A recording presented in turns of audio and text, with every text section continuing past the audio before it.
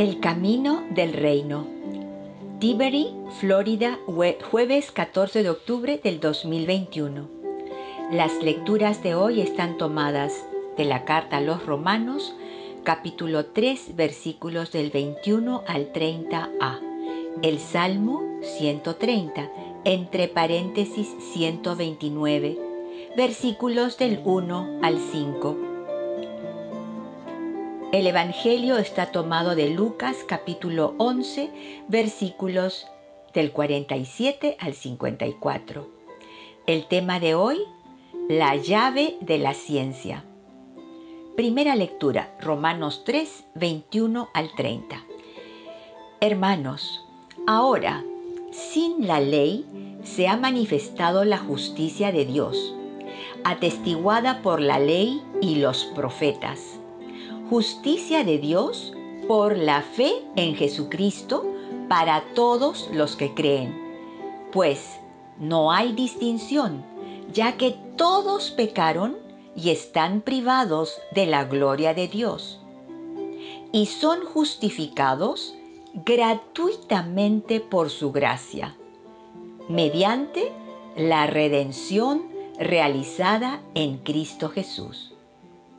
Dios lo constituyó medio de propiciación mediante la fe en su sangre, para mostrar su justicia, pasando por alto los pecados del pasado en el tiempo de la paciencia de Dios.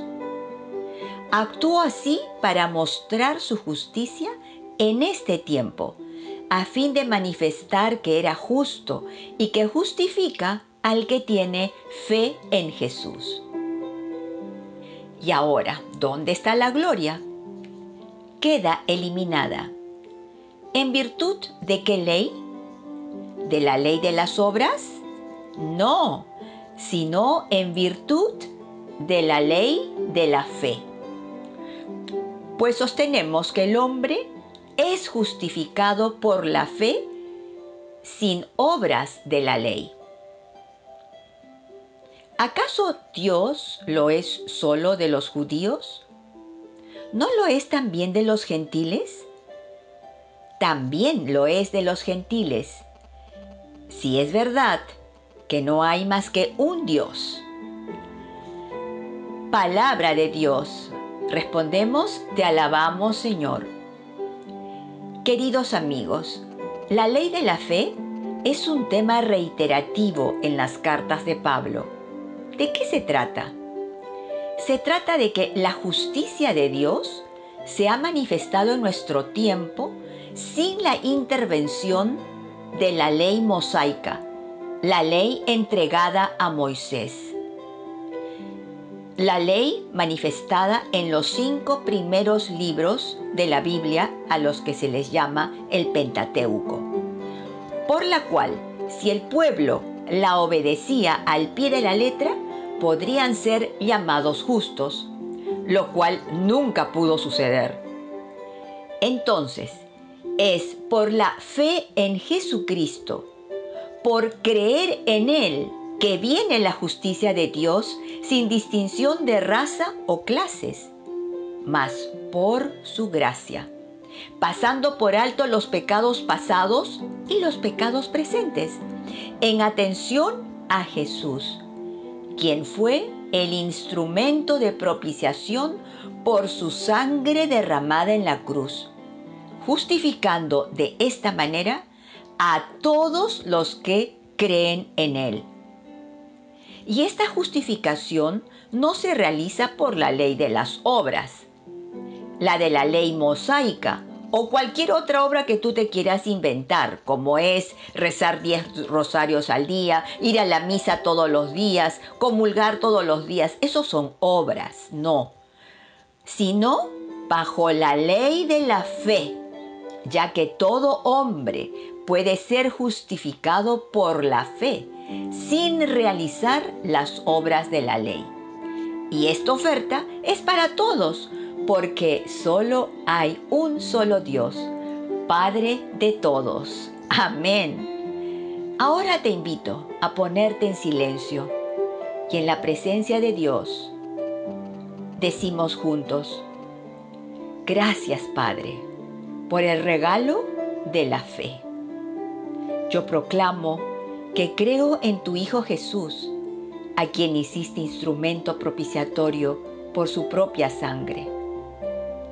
Y porque creo en Jesús, mi Salvador, todos mis pecados son borrados y obtengo el regalo de tu justicia. En el nombre de tu Hijo Jesús, oramos. Amén, amén y amén. Salmo 129. Respondemos: del Señor viene la misericordia, la redención copiosa. Desde lo hondo a ti grito, Señor. Señor, escucha mi voz. Estén tus oídos atentos a la voz de mi súplica. Del Señor viene la misericordia, la redención copiosa. Si llevas cuenta de los delitos, Señor, ¿quién podrá resistir? Pero de ti procede el perdón, y así infundes temor. Respondemos: del Señor viene la misericordia, la redención copiosa. Mi alma espera en el Señor, espera en su palabra. Mi alma aguarda al Señor, más que el centinela la aurora. Aguarde Israel al Señor como el centinela la aurora.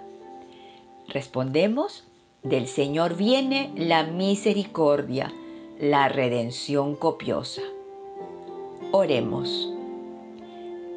Señor, el salmista dice: mi alma espera en el Señor. Nosotros también queremos esperar solo en ti. No es esa espera que se llama la esperatitis. Es espera que no tiene fin. Es espera por un trabajo ideal, un esposo ideal, una novia ideal, un gobierno ideal.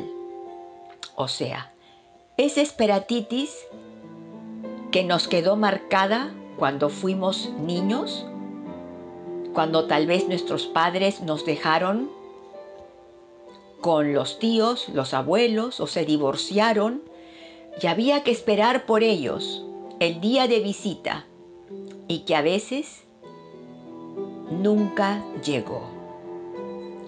Aquí venimos, Señor, delante de tu balde divino, para vaciar nuestro corazón de esa rabia, esa angustia, ese odio, ese temor, esa sensación de rechazo, y que se convirtió en el enemigo fantasma al que le teníamos miedo inconscientemente.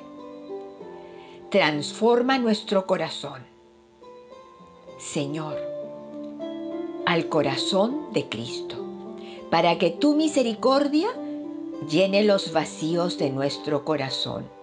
Amén. Lectura del Santo Evangelio según San Lucas, capítulo 11, versículos del 47 al 54.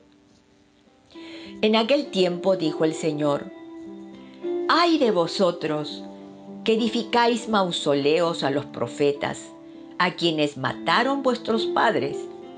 Así sois testigos de lo que hicieron vuestros padres, y lo aprobáis, porque ellos los mataron, y vosotros les edificáis mausoleos. Por eso dijo la sabiduría de Dios: les enviaré profetas y apóstoles. A algunos de ellos los matarán y perseguirán. Y así a esta generación se le pedirá cuenta de la sangre de todos los profetas derramada desde la creación del mundo, desde la sangre de Abel hasta la sangre de Zacarías, que pereció entre el altar y el santuario. Sí, os digo, se le pedirá cuenta a esta generación. ¡ay de vosotros, maestros de la ley, que os habéis apoderado de la llave de la ciencia! Vosotros no habéis entrado, y a los que intentaban entrar se lo habéis impedido. Al salir de allí, los escribas y fariseos empezaron a acosarlo implacablemente y a tirarle de la lengua con muchas preguntas capciosas, tendiéndole trampas para cazarlo con alguna palabra de su boca. Palabra de Dios, gloria a ti, Señor Jesús. Hoy quisiera detenerme en esta frase de la llave de la ciencia. Encontré una homilía del pastor Reyes que me encantó. Ahora les transcribo lo que más me impactó, pues se asemeja mucho al curso que preparé para ustedes que se titulaba Las llaves del reino, ¿recuerdan? Y que les enseñé años atrás junto con el curso de las instituciones del reino. Las llaves en el Antiguo Testamento significan la llave en la Biblia como instrumento para conseguir acceso a un lugar que está cerrado. Jueces 3:25. En el Antiguo Testamento, quien tenía las llaves poseía el poder de admitir o negar la entrada a la casa de Dios. Primera de Crónicas 9, 21 al 27 e Isaías 22, 22. En el judaísmo tardío, esta imagen de la llave descansó en Dios y se extendió a sus santos ángeles como guardianes de las llaves del cielo y del Seol. Las llaves del Nuevo Testamento. En tanto que en el Nuevo Testamento las llaves se usan solo en sentido figurado como símbolo de acceso, Lucas 11:52, y autoridad, en particular la autoridad de Cristo sobre el destino final de las personas. El Cristo resucitado posee las llaves de David y controla el acceso a la Nueva Jerusalén, Apocalipsis 3:7. Al vencer a la muerte, Él tiene las llaves de la muerte y del Hades, Apocalipsis 1:18. Las llaves del reino de los cielos. Las llaves es una referencia a la autoridad de atar, una llave, y desatar, otra llave. Dicha autoridad fue conferida a Pedro como líder de los 12 apóstoles. Pero en realidad es para todos los apóstoles y para toda la iglesia en cada generación. Es la autoridad y mayordomía delegada por Cristo. Mateo 16, 19, Juan 20, 21 al 23, Apocalipsis 1, 18, 3, 7 y 8. Para atar y desatar del pecado, de espíritus inmundos y proclamar el evangelio de salvación. La llave de la ciencia es el acceso al conocimiento de las sagradas escrituras, la autoridad sobre la explicación de la palabra de Dios, la cual habían manipulado los intérpretes de la ley para cerrar el camino al cielo a los que querían entrar. Lucas 11:52. No sé si ustedes recuerdan, pero cuando el padre Díez, que reemplazó a padre Félix como párroco, estuvo en Belén, pues él hizo una ceremonia de envío para proclamar la palabra de Dios y yo fui una de las enviadas.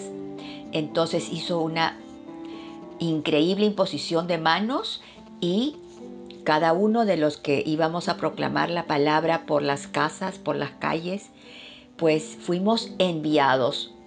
Por eso es que yo sigo trabajando en proclamar la palabra, en explicarles lo mejor que puedo para abrirles las escrituras cada día.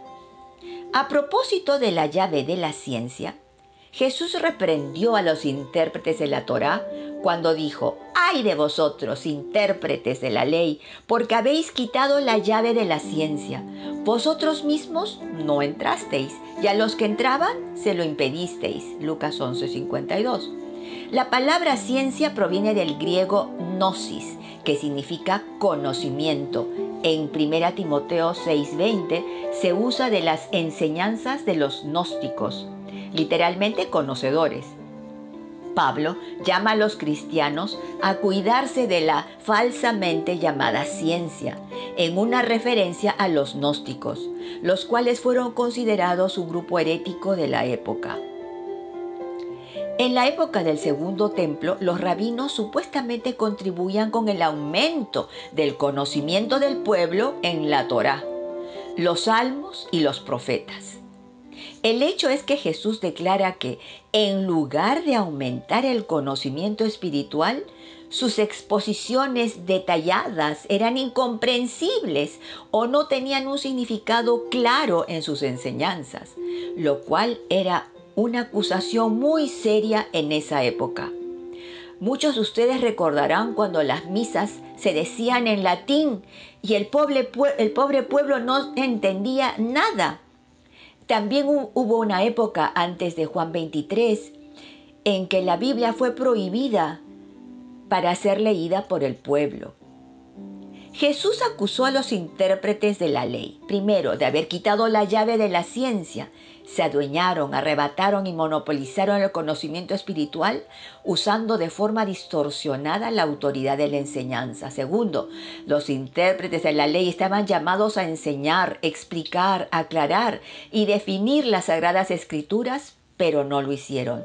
Tercero, Jesús dijo que ellos mismos no entraron y a los que entraban se lo impidieron.